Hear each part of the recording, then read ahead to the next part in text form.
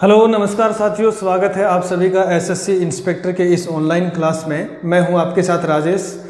General study के इस miscellaneous segment में यानी कि सामान्य अध्ययन के विविध संस्करण में हम हिस्ट्री, पॉलिटी, ज्योग्राफी के एग्जाम ओरिएंटेड टॉपिक को डिस्कस कर रहे हैं।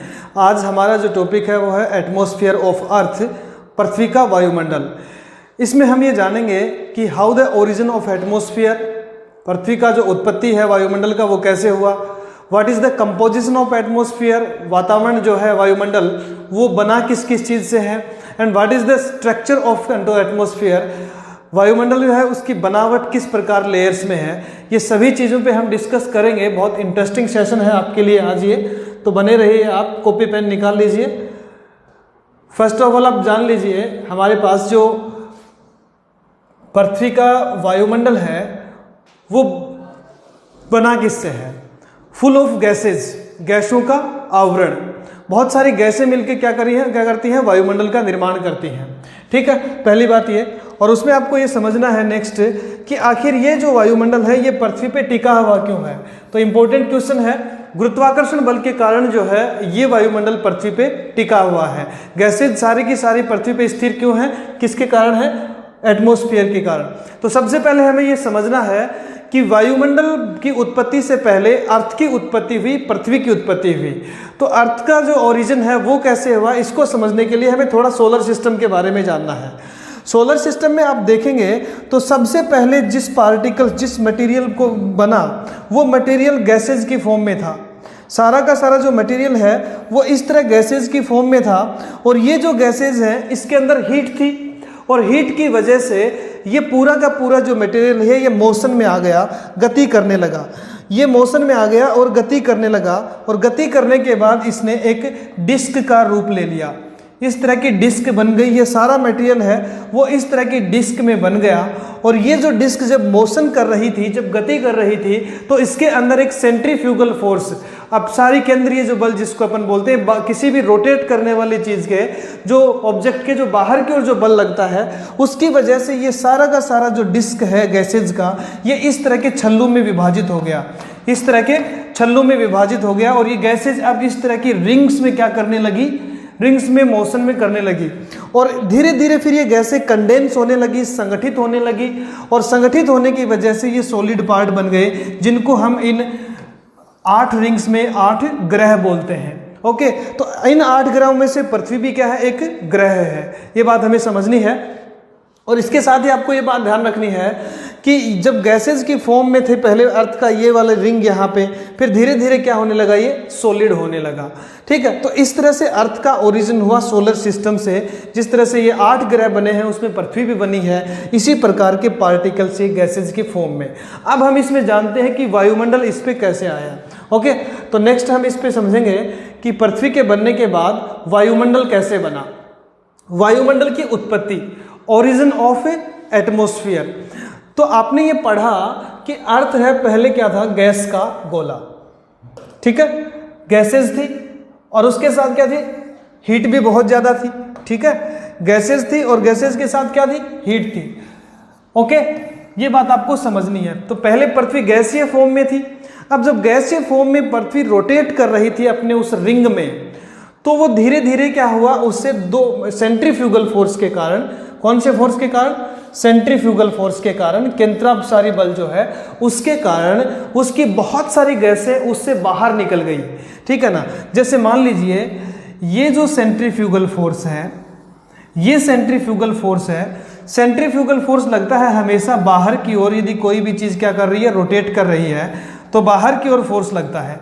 ओके, तो जब अर्थ रोटेट कर रही है अपने गैसीय फॉर्म में, तो इस केंद्रापसारी बल के कारण, इस केंद्रापसारी बल के कारण बहुत सारी जो गैसें हैं वो बाहर निकल जाती हैं वो, और फिर जाकर के वो अंतरिक्ष में विसर्जित हो जाती हैं। क्योंकि पृथ्वी किस में थी, गैसीय फॉर्म में। गैसीय फॉर्म में होने के कारण इसका गुरुत्वाकर्षण बल बहुत ज्यादा नहीं था।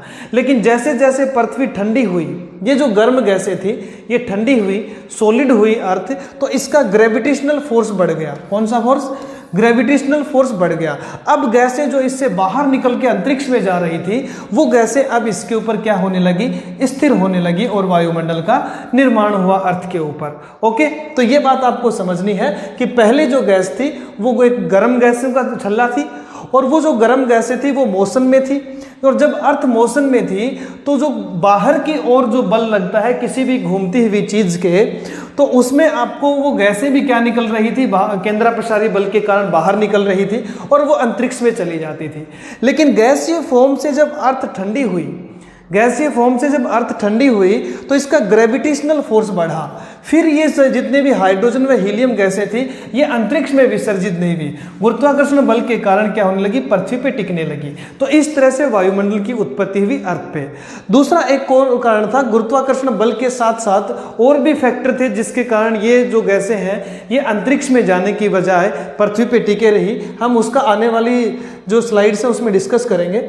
ओके, नेक्स्ट हम बात करते हैं वायुमंडल के संगठन की। तो वायुमंडल है वो 3 चीजों से मिलकर बना है। उसमें सबसे पहले हम पढ़ेंगे क्या, गैसेज। सबसे पहले आपको जानना है इसमें वो क्या, गैस। उसके बाद हम पढ़ेंगे जलवाष्प और उसके बाद होगा आपका धूल कण। उसके बाद धूल कण। तो गैसेज का जो संगठन है, जलवाष्प का जो संगठन है और धूल कणों का जो संगठन है, इन तीनों मटेरियल से मिलके बना है वायुमंडल। ओके, ये बात आपको समझनी है। अब इसके बाद ये है कि प्राइमरी जो, अब गैसेस का हम डिटेल से डिस्कशन करेंगे। प्राइमरी जो गैसेस थी वो थी हाइड्रोजन व हीलियम, लेकिन हाइड्रोजन व हीलियम गैसें तो अंतरिक्ष में चली गई जब गैसेस फॉर्म में था। उसके बाद अर्थ सॉलिड होना स्टार्ट हुआ और अर्थ जब सॉलिड होना स्टार्ट हुआ तो लिक्विड फॉर्म में आया, तरल अवस्था में आई। जब लिक्विड फॉर्म में आई तो मैटर ऑफ सेटलमेंट चला, ठीक है ना। जो जितने भी पदार्थ थे वो सारे के सारे सेटल होने लगे अर्थ के अंदर, ठीक है, ये बात आपको समझनी है। और उसमें भारी पदार्थ नीचे चले गए, हल्के पदार्थ ऊपर आ गए। तो जब इस तरह से उसके अंदर जब पदार्थ सेटल हो रहे थे तो संवहनीय धाराएं चली। और पृथ्वी के केंद्र में है वो कौन को क्या क्या, लोहा और निकल, ये तरल अवस्था में पृथ्वी के केंद्र में आए। ये तरल अवस्था में पृथ्वी के केंद्र में आए। तो इसके साथ ही पृथ्वी का क्या हुआ, चुंबकीय क्षेत्र डेवलप हुआ, चुंबकीय क्षेत्र डेवलप हुआ। ओके, इस चुंबकीय क्षेत्र के डेवलप होने के बाद ये जो मैंने आपको यहाँ पे लिखा वेन एलन बेल्ट, इसका निर्माण हुआ और इस वेन एलन बेल्ट से ही बाद में सौर विकिरणें पृथ्वी पे आना बंद हो गई। ओके, ये बात आपको इसमें ध्यान से समझनी है। नेक्स्ट आगे बढ़ते हैं हम। अगला जो हमारा टॉपिक है उसमें वायुमंडल के संगठन के बाद दैट इज, उसमें फिर हम पढ़ते हैं अभी गैस। 3 चीजों से मिलकर बना वायुमंडल, गैस, जलवाष्प और धूल कण। उसमें सबसे पहले हम पढ़ते हैं क्या, गैस, ठीक है। अब गैसेस के बारे में आप जानेंगे थोड़ा सा। ये जो आप ग्राफिक देख रहे हो इसमें अर्थ के वायुमंडल में जितने भी गैसेज है सबका कॉम्पोजिशन है। जैसे सबसे अधिक मात्रा में आप देख पा रहे हैं यहाँ पे, सबसे अधिक मात्रा में ये वाला जो पार्ट है ये किसका है, नाइट्रोजन का। उसके बाद कौन सा है, 20% के लगभग, ये कौन सा है, ऑक्सीजन का। इसके बाद ऑर्गन है, कार्बन डाइऑक्साइड है। यही पार्ट जो बड़ा करके यहाँ पे दिखाया गया है ये carbon dioxide, nickel, helium, methane, hydrogen, krypton, xenon, ये सारी की सारी गैसें मिलाकर के गैसों का संगठन बनाती हैं वायुमंडल में। ये समझना है आपको। अब इनका हम डिटेल डिस्कशन करते हैं। सबसे पहले हम पढ़ते हैं नाइट्रोजन के बारे में। Nitrogen, okay. नाइट्रोजन का पहला बात आपको ध्यान रखना है, नाइट्रोजन स्थिरीकरण में काम आती है। नाइट्रोजन स्थिरीकरण में काम आती है, जिसको अपन बोलते हैं नाइट्रोजन साइकिल या नाइट्रोजन फिक्सेशन। नाइट्रोजन साइकिल, ठीक है, नाइट्रोजन स्थिरीकरण से आता है।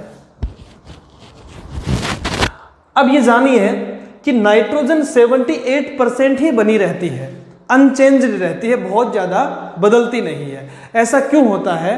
क्योंकि नाइट्रोजन जो गैस है वो बायोलॉजिकली अपन बात करेंगे, बायोलॉजिकली हम बात करेंगे तो इनर्ट गैस है, मतलब बहुत ज़्यादा क्रिया करती नहीं है किसी के साथ, तो क्रिया नहीं करती है तो इसका फॉर्म चेंज नहीं होता है और फिर ये इतनी की इतनी मात्रा बनी रहती है वायुमंडल में। अब इसको समझना है कि नाइट्रोजन साइकिल इतने की इतनी बनी कैसे रहती है, इसकी मात्रा अनचेंज्ड कैसे रहती है, अमाउंट इसका। तो सबसे पहले आपको समझना है कि ये एटमॉस्फेयर में N2 है नाइट्रोजन, और नाइट्रोजन क्या करती है, पत्तियां जो है पौधे की, उन पत्तियों के साथ क्या नहीं करती है, कोई क्रिया नहीं करती है, ठीक है ना। एटमॉस्फेरिक नाइट्रोजन जो है, मान लीजिए हमारे पास ये कोई पौधा है, इस पौधे के साथ नाइट्रोजन इसकी पत्तियों के साथ कोई क्रिया नहीं करती है, ठीक है। तो क्रिया किसके साथ करती है, हमारे जो ल्यूगमेनिस प्लांट होते हैं, क्या होते हैं, ल्यूगमेनिस प्लांट, याद रखना बहुत इंपॉर्टेंट क्वेश्चन है, ल्यूगमेनिस प्लांट। ये जो ल्यूगमेनिस प्लांट है, ये जिनके नीचे क्या होती है, फली वाले जो दलहन अपने वाले जितने भी पौधे होते हैं वो ल्यूगमेनिस प्लांट कहलाते हैं, जैसे चना हो गया, मूंग हो गया, ये सब। इनकी जड़ों में एक बैक्टीरिया पाया जाता है जिसको हम बोलते हैं राइजोबियम बैक्टीरिया। क्या बोलते हैं, राइजोबियम। ये जो राइजोबियम है, ये राइजोबियम N2 के साथ क्रिया करता है, क्योंकि पत्तियों के साथ क्या नहीं करता है, नाइट्रोजन क्रिया नहीं करता है।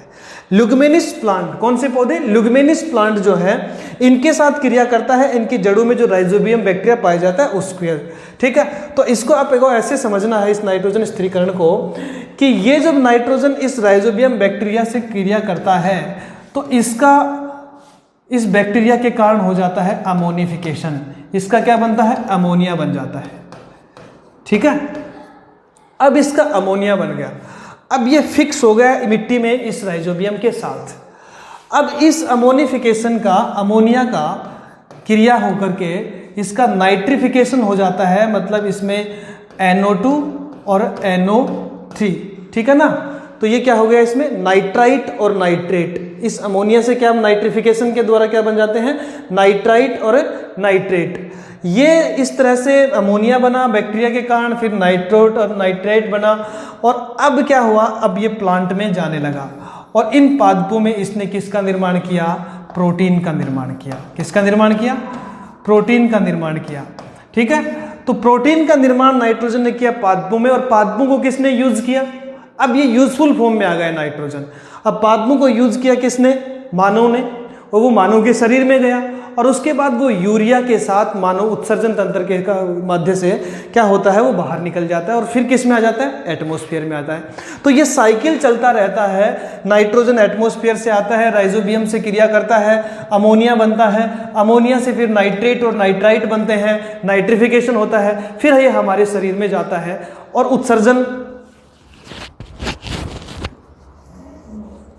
उत्सर्जन के द्वारा फिर से बाहर निकल जाता है। ओके, तो इस तरह से इसकी मात्रा क्या बनी रहती है, सेम बनी रहती है। तो पहला क्वेश्चन याद रखना है, नाइट्रोजन है वो नाइट्रोजन स्थिरीकरण में काम आता है। दूसरी बात हम बात करेंगे इसमें आपकी, नाइट्रोजन दहन क्रिया को रोकने में काम आता है, प्रोटीन का निर्माण करता है, ठीक है। पहला आप याद रखेंगे आप, नाइट्रोजन स्थिरीकरण, जिसमें हमें पता चला कि कैसे स्थिर रहती है ल्यूगमेनिस प्लांट के माध्यम से नाइट्रोजन, ठीक है। पौधे की पत्तियां क्रिया नहीं करती, उसके बाद भी स्थिर बना रहता है। उसके बाद हमने सोच देखा प्रोटीन का निर्माण करता है। इसके बाद हमने देखा कि दहन क्रिया को रोकता है, दहन क्रिया को रोकता है, अर्थात आग लगने से बचाता है, ठीक है। नेक्स्ट इसके साथ जो आपको समझना है वो नाइट्रोजन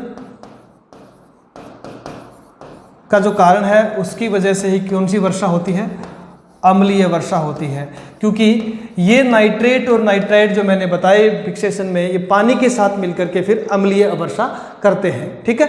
तो ये नाइट्रोजन के सारे यूजेस हैं।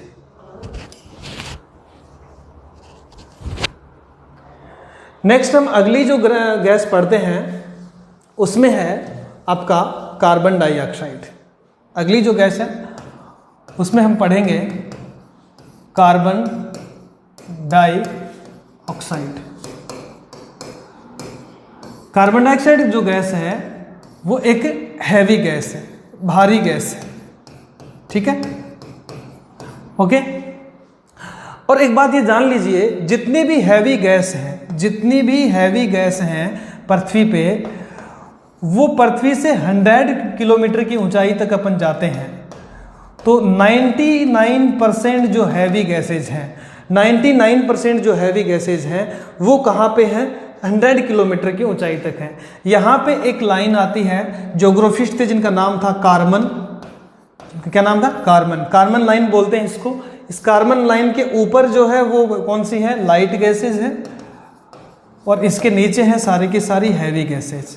तो ये ध्यान रखना है, कार्बन रेखा 100 किलोमीटर के ऊपर है वो लाइट गैसेज, और नीचे कौन सी? वो हैवी गैसेज है, भारी गैसें हैं जो पृथ्वी के ऊपर है। ओके, तो हाँ, कार्बन डाइऑक्साइड है वो एक भारी गैस है, ये आपको याद रखना है।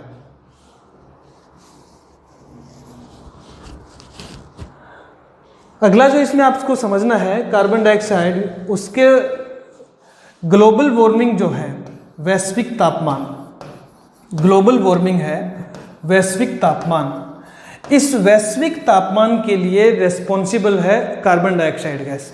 कैसे है उसको आपको समझना है। एक होता है ग्रीन हाउस गैस, जिसको अपन बोलते हैं हरित गृह प्रभाव, हरित गृह प्रभाव।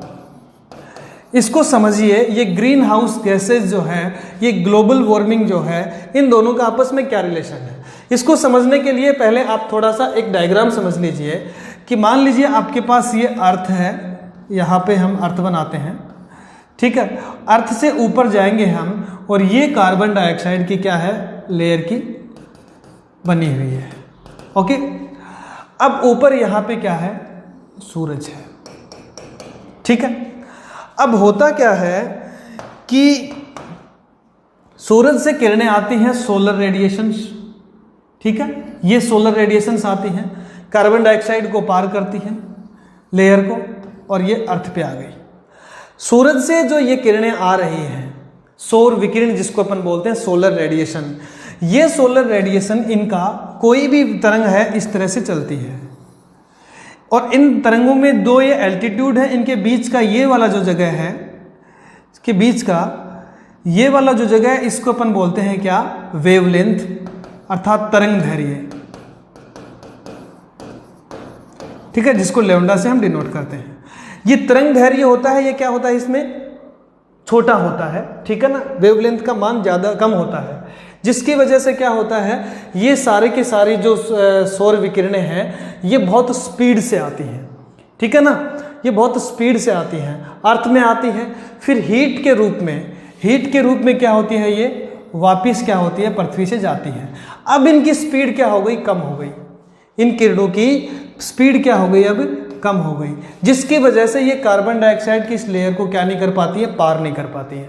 जब ये कार्बन डाइऑक्साइड की इस लेयर को पार नहीं कर पाती है, तो अर्थ के इस हिस्से के ऊपर टेम्परेचर क्या होता है? बढ़ जाता है। यदि इसको पार तो कर जाती तो टेम्परेचर कम हो जाता, लेकिन अब इनकी स्पीड कम हो गई। सूरज से आ रही थी, स्पीड ज़्यादा थी, अब स्पीड हो गई कम, जिसकी वजह से अब इनको पार नहीं कर पा रही हैं। और ये सारा का सारा किस पे डिपेंड करता है? वेवलेंथ पे, तरंग दैर्घ्य पे।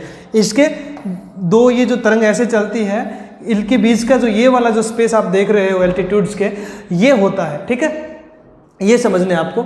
अब ये कम होने की वजह से इसका टेम्परेचर क्या हो गया? बढ़ गया। ये बात आपको ध्यान रखनी है, ठीक है ना। तो ग्लोबल वार्मिंग बढ़ाने के लिए और भी बहुत सारी गैसेज हैं जो उत्तरदायी हैं, उनका डिस्कस हम करेंगे, ठीक है। मीथेन है, जैसे सल्फर डाइऑक्साइड है, सब के सब, ओके। अब होता एक बात और ये है कि ग्रीन हाउस गैसेज क्या है? अब ध्रुव है, मान लीजिए पोल्स हैं अपने, और ध्रुव के ऊपर क्या होता है? टेम्परेचर कम होता है, और वहाँ पे फसल पैदावार के लिए टेम्परेचर चाहिए, तो वहाँ पे क्या होते हैं कि सीसा घर बना दिए जाते हैं, और इसके अंदर ये प्लांट्स बना दिए जाते हैं, ठीक है। अब सूर्य की विकिरणें क्या होती हैं? इसको पार करके, शीशे को पार करके तो आ जाती हैं। अब वो स्पीड कम हो गई, इस शीशे बाहर नहीं निकल पाते हैं, इसलिए इसके अंदर क्या होता है? टेम्परेचर सेम बना रहता है। इसे बोलते हैं हम हरित गृह प्रभाव। ध्रुव के ऊपर इस हिसाब से खेती की जाती है, इक्वेटर पे इसकी कोई खास जरूरत नहीं है, क्योंकि वह पहले ही टेम्परेचर बहुत ज़्यादा है। तो ये कार्बन डाइऑक्साइड का काम था आपके लिए, ठीक है। अगली गैस जो हम पढ़ते हैं वो है आपकी ऑक्सीजन, ठीक है। अगली गैस है ऑक्सीजन।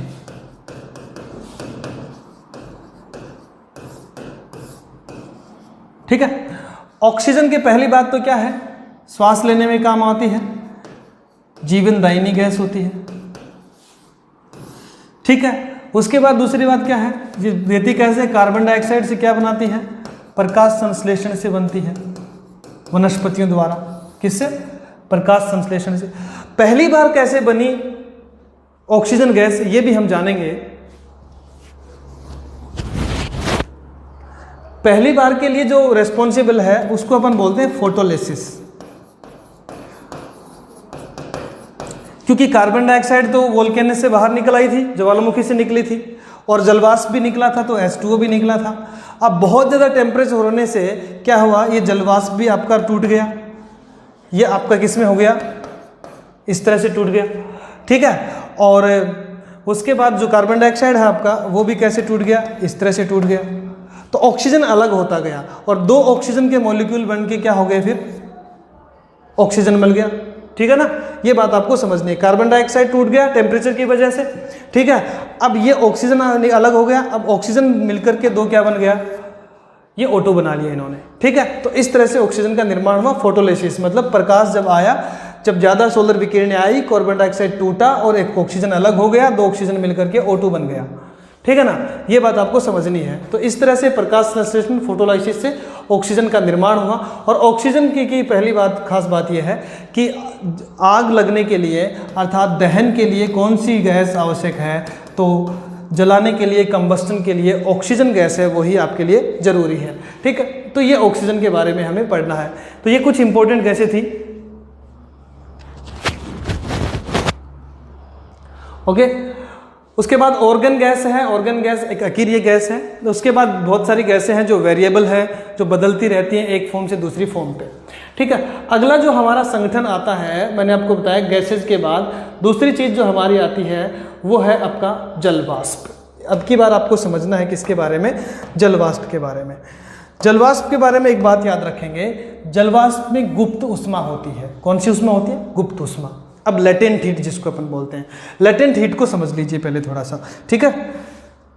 लेटेंट हीट क्या होती है, मान लीजिए आपके पास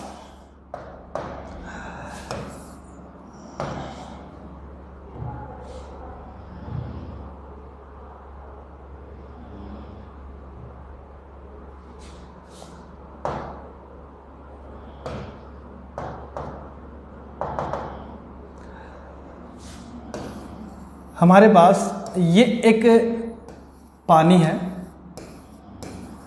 पानी का बर्तन है, और इस पानी के बर्तन को हम यहाँ से हीट दे रहे हैं, ठीक है। यहाँ से इस पानी के बर्तन को क्या किया जा रहा है, हीट दिया जा रहा है, और ये इस पानी के पार्टिकल्स हैं, इस तरह से सॉलिड है, लिक्विड है। अब जब हम इसके हीट देंगे इसको, तो 100 डिग्री टेम्परेचर पे, 100 डिग्री सेंटीग्रेड पे इस पानी की क्या बनने लग जाएगी, भाप बनने लग जाएगी। इस पानी की 100 डिग्री टेम्परेचर पे क्या होगा, भाप बनेगी, जब हम इसको हीट देते रहेंगे, ठीक है। ये बात आपको समझनी है। लेकिन क्या 100 डिग्री पे ही ये बॉयल होने लग जाएगा, 100 डिग्री पे लिक्विड भी रहेगा, और 100 डिग्री पे अब से ही स्टार्ट होगा क्या, इसका बॉयल होना भी। तो कहने का मतलब हुआ कि जिस 100 डिग्री के ऊपर इसका स्टेट चेंज होता है, स्टेट चेंज का मतलब होता है इसकी अवस्था बदलती है, जिसमें टेम्परेचर नहीं बढ़ता है, क्योंकि लिक्विड भी होता है 100 डिग्री से पे, और 100 डिग्री से बॉयल होना भी स्टार्ट हो जाता है, ठीक है ना, भाप बनना भी स्टार्ट हो जाता है। तो ये 100 डिग्री पे जो स्टेट चेंज होती है, इसमें पहले से एक हिडन एनर्जी होती है 100 डिग्री पे, जिसे हम क्या बोलते हैं, गुप्त उष्मा। तो इसी तरह से क्या होती है, वाष्प का निर्माण होता है इस गुप्त उष्मा के कारण। अब ये होगा गुप्त उष्मा के कारण भाप का निर्माण कैसे होता है, ये आपको समझना है। उसमें आपको ध्यान रखना है कि जो महासागर होते हैं, जो महासागर होते हैं, महासागरों के ऊपर जब सूर्य का ताप आता है, इंसोलेशन अपन जिसको अपन बोलते हैं, सूर्य ताप, ये जो सूर्य ताप है, इसकी वजह से महासागरों का पानी क्या होता है, वाष्पीकृत होता है, उसमें गुप्त उष्मा होती है, वो वाष्पीकृत होता है, और वाष्पीकृत होकर के कहाँ, वायुमंडल में चला जाता है, जिससे जलवाष्प का निर्माण होता है, ठीक है ना। और इस जलवाष्प को ही हम क्या बोलते हैं, ह्यूमिडिटी और आर्द्रता बोलते हैं, ठीक है। और इस जलवाष्प को ही हम आर्द्रता बोलते हैं, और इसको हम मापते हैं ग्रेन्स में, मतलब क्यूबिक में मापते हैं इसको, क्यूबिक पर सेंटीमीटर में इसको मापा जाता है, ठीक है ना। ये बात आपको ध्यान रखनी है। और इसका डिपेंड करता है ये जलवाष्प किस पे, आपतन कोण पे। आपतन कोण का मतलब ये होता है वर्टिकली, मतलब लंबवत, ये अर्थ है, ये इक्वेटर है, यहाँ से क्या हो रहा है, आपतन कोण बन रहा है, सूर्य की किरणें जो आ रही है, इंसोलेशन जिसे बोलते हैं, तो इक्वेटर के ऊपर ये सीधी आ रही हैं और यहाँ पे क्या आ रही है, तिरछी आ रही हैं। तो यहाँ पे जो ये गिरने का जो कोण है, ये कोण इस पे डिपेंड करती है। तो यहाँ पे सीधी गिरती है तो यहाँ पे इक्वेटर पे ज़्यादा वाष्पीकरण होगा और यहाँ पे वाष्पीकरण कम होगा। तो इस पे डिपेंड करती है जलवाष्प। और प्रारंभ में वोल्केनो से जो गैसेज निकली और जलवाष्प निकली, उसमें जलवाष्प ही सबसे अधिक मात्रा में निकली थी, ये बात भी आपको ध्यान रखनी है। ओके, इसके बाद अगली जो चीज़ हमें पढ़नी है उस पे ध्यान देना है आपको। मैंने आपको क्या बताया था कि अर्थ जो है उसको, उसके ऊपर गैसेज हैं, जलवाष्प है, और तीसरी चीज़ आपको ध्यान रखनी है जिसे हम बोलते हैं क्या, धूल कण। ये जो धूल कण है, ये जो धूल कण है, इसके अंदर स्मोग भी आता है, ठीक है ना। जो आंधी तूफान से जो मिट्टी उड़ती है वो भी आती है, ठीक है ना, धूल कण जिसको अपन बोलते हैं डस्ट, ठीक है। स्मोक भी आता है, चिमनियों का धुआं आता है, वो भी आता है।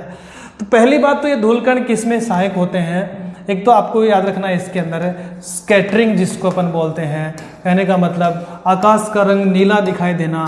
तो ये जो धूल के कण हैं ये प्रकाश प्रकीर्णन में सहायक होते हैं, प्रकाश प्रकीर्णन में सहायक होते हैं। प्रकाश प्रकीर्णन का मतलब वह प्रकाश को फैला देते हैं, ठीक है ना। तो इसी हिसाब से हमें रंग दिखाई देते हैं धूल कण के द्वारा ही।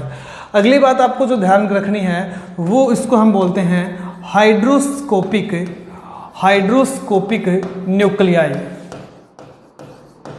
हाइड्रोस्कोपिक न्यूक्लियाई का मतलब नाभिकीय आर्द्रता, नाभिकीय आर्द्रता। आपने देखा होगा फ्रीज से निकलने वाली जो बोतल है उसके बाहर पानी कैसे जम जाता है। वायुमंडल में ये जो धूल के कण हैं, ये जो कण है जिसको अपन नाभिक बोलते हैं, क्योंकि ये किसी न किसी सॉलिड पार्ट है कोई, उस सॉलिड पार्ट को हम तोड़ेंगे तो इसका सबसे छोटा कण है जिसको हम एटम बोलते हैं, ये धूल के कण में वही होते हैं। और इन धूल के कणों के क्या होता है कि ये जो वाष्प है ये चारों ओर इसके क्या होता है, आकर के इनके धूल के कणों के चारों ओर जम जाता है। तो इस तरह से आर्द्रता का निर्माण होता है जलवाष्प से, ठीक है ना। इसे हम बोलते हैं क्या, नाभिकीय आर्द्रता। तो ये आपको ध्यान रखना है धूल कण, और इनका दूसरा नाम होता है वो एरोसोल्स भी होता है। दूसरा नाम क्या होता है, एरोसोल्स भी होता है। ये चीज़ भी आपको ध्यान रखनी है। ओके, नेक्स्ट अगली बात हम पढ़ेंगे वो है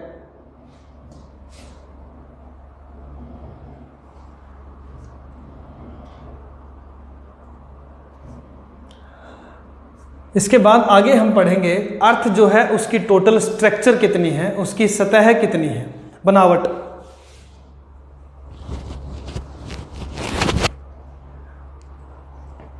अर्थ की जो स्ट्रक्चर है, बनावट है, उसमें सबसे पहले हम ये वाला जो आप ग्राफिक देख रहे हैं, अर्थ के ऊपर सबसे पहली जो लेयर आती है, अर्थ के ऊपर सबसे पहली जो लेयर आती है उसको हम बोलते हैं क्षोभ मंडल।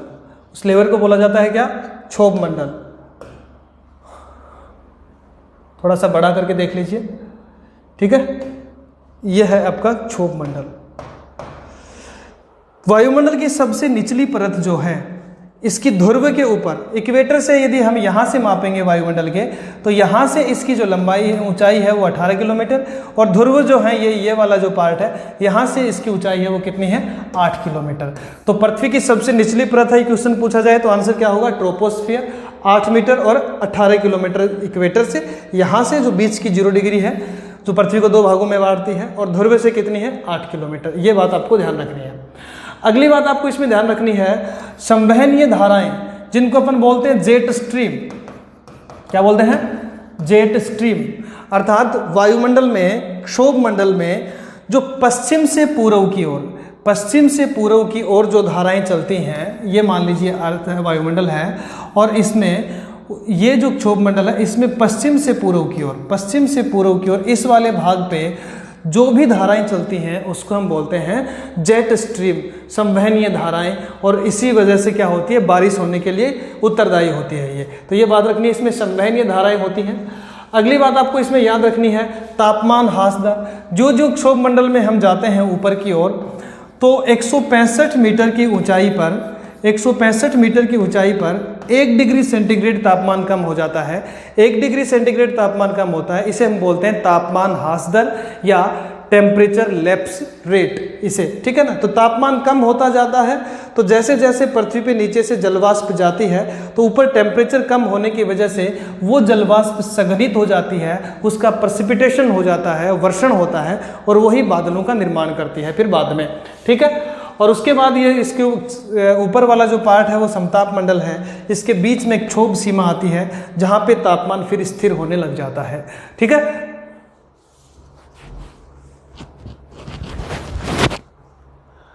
अगली जो लेयर हम पढ़ते हैं क्षोभ मंडल के बाद, उसका नाम है समताप मंडल। समताप मंडल की ऊंचाई है वो 18 से 50 किलोमीटर तक है, यहाँ पे 18 से 50 किलोमीटर तक। इस समताप मंडल की जो खास बात है उसका मतलब है आपके लिए कि इसमें टेम्परेचर है वो सेम बना रहता है, सामान्य बना रहता है, न बढ़ता है न घटता है। इसीलिए ये वायुमंडल में वायुयान चलाने के लिए, जो हवाई जहाज उड़ाने के लिए सबसे आदर्श जो लेयर होती है वो समताप मंडल होती है, क्योंकि जब इसके अंदर तापमान सामान्य रहता है, बहुत ज़्यादा हवाएं चलती नहीं हैं, तो वायुयान जब उड़ाए जाएंगे तो घर्षण बल कम लगेगा, जिसलिए वायुयान को उड़ने में सावधानी रहेगी।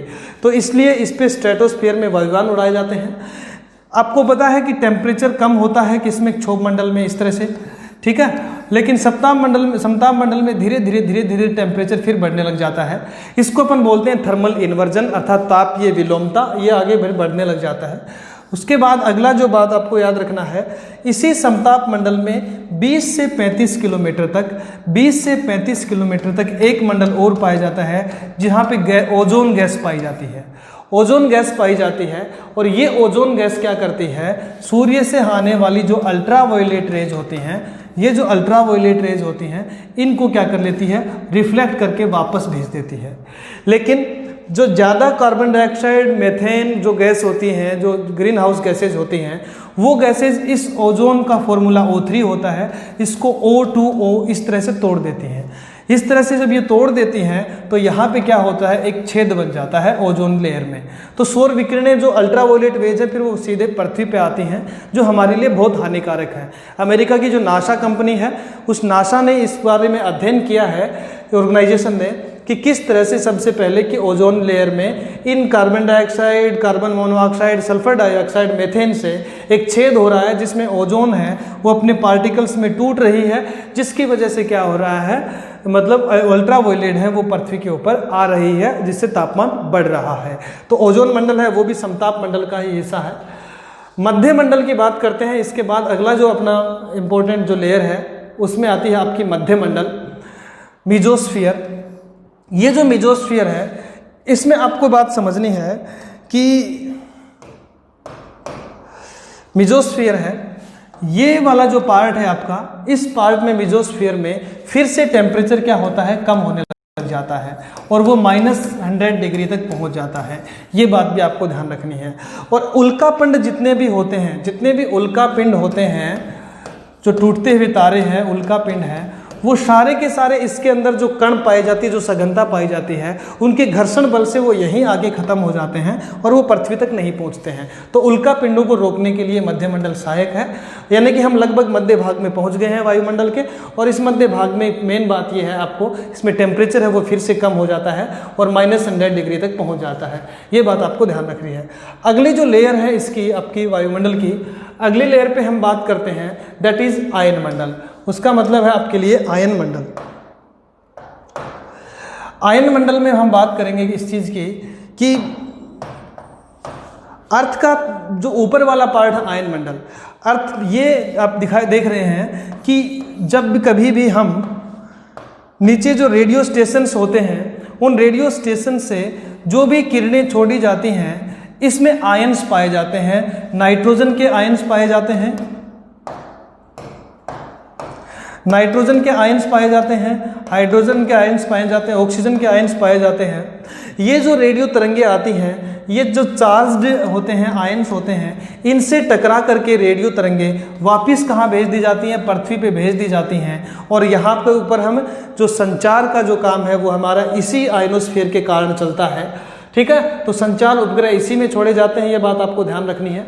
इसमें भी 3 लेयर होती हैं। ये आपके पास एक डी लेयर होती है, एक ई लेयर होती है, एक एफ लेयर होती है। डी जो लेयर होती है वो सबसे हाईएस्ट फ्रीक्वेंसी होती है, सबसे जल्दी वो क्या करती है? इन तरंगों को वापस भेजती है। लेकिन ये सूर्य छिपते ही सनसेट के टाइम पे क्या होती हैं? विलुप्त हो जाती हैं। कहने का मतलब ये है कि ये जो तरंगे हैं, ये सोलर जो रेडिएशंस हैं, सूरज की जब किरणें आती हैं तभी एक्टिव होती हैं। उसके बाद ई लेयर में जो वेव्स होती हैं, जो आयंस होते हैं, उसमें आप मीडियम लेवल की जो फ्रीक्वेंसी उनकी होती है, मध्यम लेवल की। और उसके बाद एक और एफ लेयर होती है जिसको हम एल्टन लेयर भी बोलते हैं। ठीक है ना, ये भी इसी तरह से मीडियम लेवल की होती है। ठीक है, तो ये भी सारी रेडियो तरंगों को वापस से पहुंचाती है, ये आपको ध्यान रखना है। इसके बाद सबसे लास्ट में जो हमारा आता है वो है बहिर्मंडल। बहिर्मंडल के बाद हम 1000 किलोमीटर के बाद मैग्नेटिक फील्ड जो होता है, चुंबकीय क्षेत्र, इसमें वो आता है जिसको हम वेन एलन बेल्ट के हम पहले भी डिस्कस कर चुके हैं। और वो सूर्य से आने वाली जो हाईएस्ट फ्रीक्वेंसी की जो सोलर रेडिएशंस होती हैं उसको वो रोकता है। ओके, तो ओवरऑल ये था हमारा जो वायुमंडल है, उसका स्ट्रक्चर, उसका कंपोजिशन, और उसके साथ ही हम इस बात को समझ रहे थे कि ओरिजिन कैसे हुआ एटमॉस्फेयर का। तो आप बार बार रिवाइज कीजिए इसको और बने रहिए एसएससी इंस्पेक्टर के इस ऑनलाइन क्लासेज में। आपको अलग अलग तरह के सभी टॉपिक्स के बारे में जानने को मौका मिलेगा। एसएससी सीजीएल का, सीपीओ का आपके नोटिफिकेशन आ चुके हैं, तो अपने पूरे कोर्स को बहुत अच्छे से करने के लिए आप लगातार क्लासेज को ध्यान से रिवाइज करते रहें, पढ़ते रहें। Thank you, that's all.